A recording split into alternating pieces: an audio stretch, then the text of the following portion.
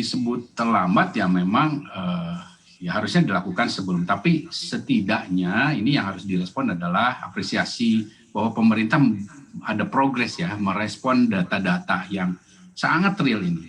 Walaupun responnya ini pun sebetulnya belum dalam kategori yang ideal, tapi setidaknya pemerintah sudah melakukan satu perubahan kebijakan yang meredam, ya, membantu meredam kecepatan dari penyebaran ini dengan membatasi pergerakan, mobilitas dengan adanya beberapa pembatasan yang kemarin kita dengar ini.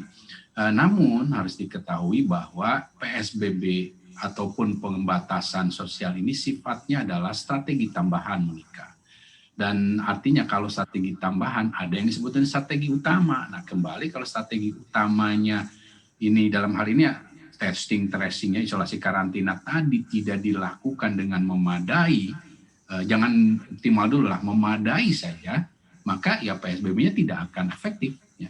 Jadi PSBB dengan berapapun derajatnya, ya mau dia menengah maupun dia total sekalipun, kalau intervensi yang sifatnya fundamental testing tracing ini tidak dengan rangkaiannya tidak dilakukan memadai, kita tidak akan bisa memutus ya mata rantai dari transmisi COVID-19 ini.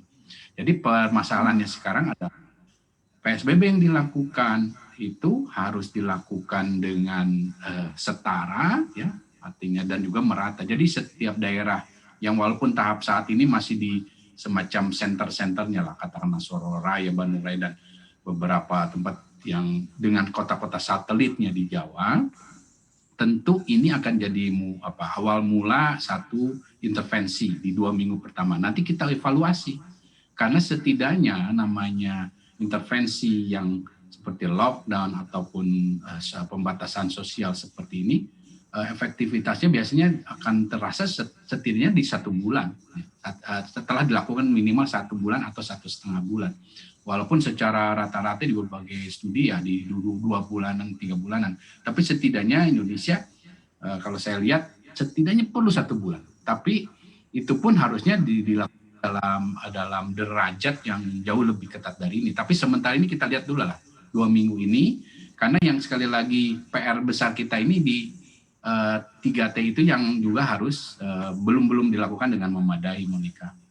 Oke, berbicara terkait dengan kapasitas dari testing ya atau testing dan juga tracing, menurut Anda apakah sudah maksimal saat ini untuk negara kita atau sebaliknya, Pak Diki? Jadi kapasitas testing ini jelas melihat dari test positivity rate kita yang belakangan ini semakin sering dia kisaran 20%, ya, kadang lebih, kadang sedikit di bawah, ini menunjukkan bahwa kapasitas testing kita itu masih sangat rendah. Bukan rendah, tapi sangat rendah.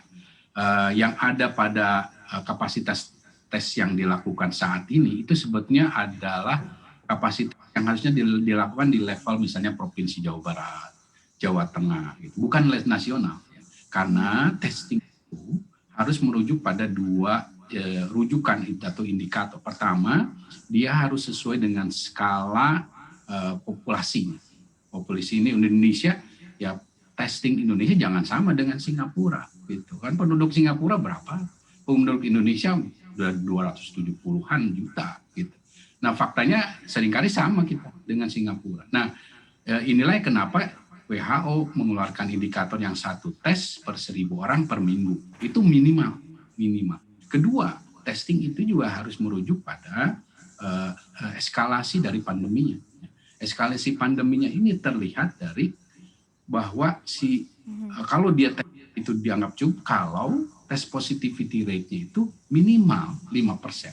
Gitu. 5% bahkan di bawah 5%. Nah, 2 kriteria ini belum terpenuhi, Monika, untuk Indonesia. Sehingga atas dasar itulah kenapa Indonesia masuk dalam kelompok yang termasuk negara yang rendah intervensi testingnya. Nah, bagi Anda yang ingin mengikuti berita ekonomi dan juga bisnis, jangan lupa untuk install CNBC Indonesia di App Store dan juga di Play Store.